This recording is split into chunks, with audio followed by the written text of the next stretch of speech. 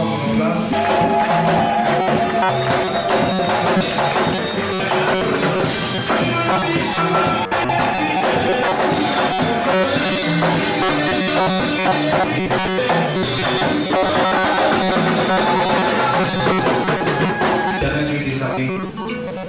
Nous voulons parler à ton peuple, oh Seigneur.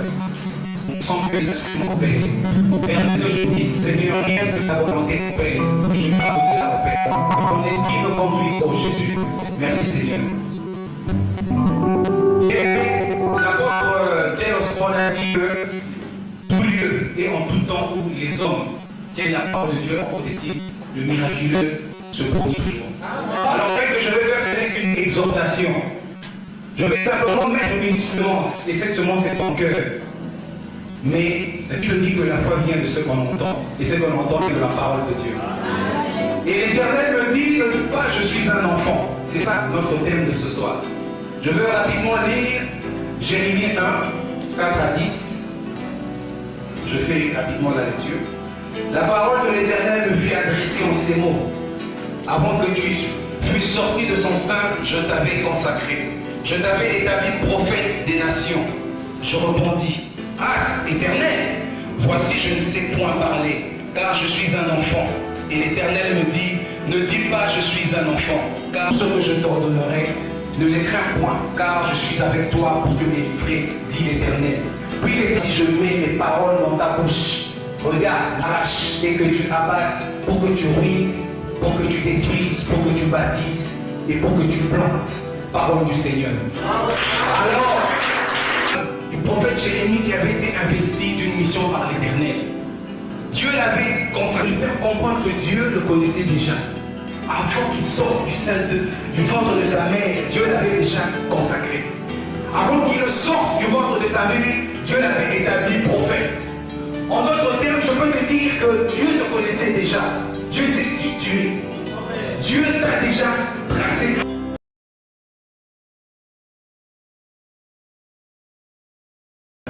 Et est-ce que toi tu l'empruntes, mon frère? Dieu te connaît, bien aimé. Est-ce que quand tu te regardes dans un miroir, est-ce que c'est le reflet que Dieu voit? Ou c'est un pécheur? Ou c'est quelqu'un qui ne craint pas Dieu? Lorsque Dieu te voit, il te voit peut-être un pharaon. Dieu te voit peut-être prophète, servante de l'église, protocole. Mais est-ce que tu reflètes cette image? Dis-moi. Alors, c'est comme moi, j'étais plus jeune aussi, j'avais des projets. Je voulais devenir militaire. Mais l'Éternel en a décidé autrement. Il voulait que je serve sous un autre drapeau. Yes. Et ce drapeau, c'est l'armée de l'Éternel. Alors, lorsque tu te regardes dans ce miroir, qu'est-ce que tu vois? Il est important de faire ce que Dieu et ce qu'il dit qu'il fait. Nous sommes ce que Dieu dit que nous sommes. Nous avons ce qu'il dit que nous avons. Dieu a ce qu'il dit qu'il a. Et Dieu fera ce qu'il dit qu'il fera. Nous pouvons le faire. Je te dis que le dialogue est en train d'évoluer. Jérémie a commencé à se justifier. Comme aujourd'hui, il y a beaucoup de gens qui aiment se justifier. Un roi, il va remplacer Saron. Alors pourquoi toi tu te négliges, mon frère? Dieu sait qui tu es. Mais pourquoi tu as des idées médiocres? Oh, c'est pas normal ça. Alors ne me dis pas que tu es un enfant. Ne me dis pas que tu es un enfant. Dieu te voit grand. Dieu te voit un libérateur dans ta famille. Dieu voit que c'est toi qui vas peut-être changer les choses dans cette église. Dieu voit peut-être que tu vas changer les choses dans ton pays, dans ton monde. Il ne dit pas que le ministère que Dieu t'appelle est plus puissant que celui de tel enfant. Ne te dirige pas, frère. Tu dois prendre conscience de qui tu es. Arrêtons les sentiments. Il est dans les mouvements de Dieu se manifestent. Quand tu marches, on voit que c'est Christ. Je fais un deuxième pas. C'est là. C'est lui maintenant qui pense ces choses. Il ne va pas dire à Jérémie, pas de c'est moi qui vais parler, je veux mettre les paroles dans ma bouche. Donc c'est Dieu qui prend ta main dans mon temps. Alors, si on te met les mains dans le premier, ne dis pas que tu es un enfant. Il faut s'attaquer à toi, mais il ne s'attaque pas. Il s'attaque à celui qui t'envoie. C'est ce que je vous dis. Avec traversé des problèmes que j'avais rencontrés, d'autres jeunes aussi, on a mieux à changer.